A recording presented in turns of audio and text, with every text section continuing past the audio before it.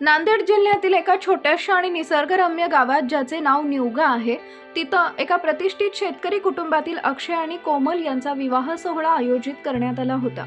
गावातील हनुमान मंदिराच्या परिसरात हा सोहळा अत्यंत उत्साहात सुरू होता। संपूर्ण गाव या आनंदाच्या प्रसंगी एकत्र आले होते। सुमारे 2000 वराडी मंडळी या लग्नासाठी जमली होती। बँड बाजा, ढोल ताशांच्या गजरात आणि पारंपरिक विधीनुसार लग्न सोहळा निर्विघ्नपणे पार पडला। लग्न लागल्यानंतर सर्व पाहुणे मंडळी मंदिरांच्या पाठीमागे उभारलेल्या भव्य मंडपात जेवणासाठी बसले होते।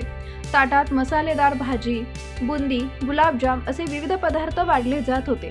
वधूवराच्या पित्यांनी लग्नाचं कार्य सुखरूप पार पाडल्यामुळे सुटकेचा निश्वास सोडला होता, पण त्यांना हे माहीत नव्हतं की पुढच्या काही मिनिटात तिथे काय घडणार आहे। दुपारचे साधारण 2 वाजले होते। लोक जेवणाचा पहिला घास घेणार इतक्या हवेत एक विचित्र गुणगुणाचा आवाज येऊ लागला।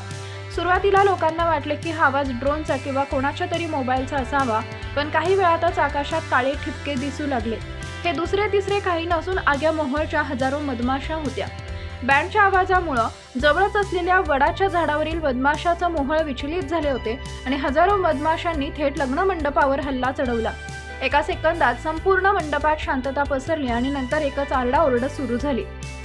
मधमाशा लोकांना येऊन चावू लागल्या, ज्यामुळे 2000 वराडी मंडळी आपला जीव वाचवण्यासाठी सैरावैरा धावू लागली। जीव वाचवण्यासाठी पाहुण्यांनी जे काही समोर येईल त्याचा आधार घेतला। काही जणांनी डोक्यावर शाली पांघरल्या, तर काही तरुण जवळच असलेल्या उसाच्या शेतात घुसले। इतकंच नाही तर मधमाशाच्या डंकापासून वाचण्यासाठी काही पाहुण्यांनी चक्क जवळच्या उघड्या गटारात उड्या मारल्या। जेवणाच्या पंक्तीतून लोक इतक्या वेगानं गायब झाले, काही क्षणात तिथं तुटलेल्या खुर्च्या, विखुरलेली पादत्राणे आणि सांडलेलं जेवण शिल्लक राहिले। काही काळानंतर मधमाशा शांत झाल्या, पण तोपर्यंत अनेक लोक जखमी झाले होते। गावातील डॉक्टरांनी तातडीनं घटनास्थळी धाव घेऊन जखमींवर उपचार केला। ही घटना सोशल मीडियात प्रचंड व्हायरल झाली आणि लग्नाच्या पंगतीतून अचानक 2000 लोक गायब अशा शीर्षकाखाली चर्चेचा विषय ठरले।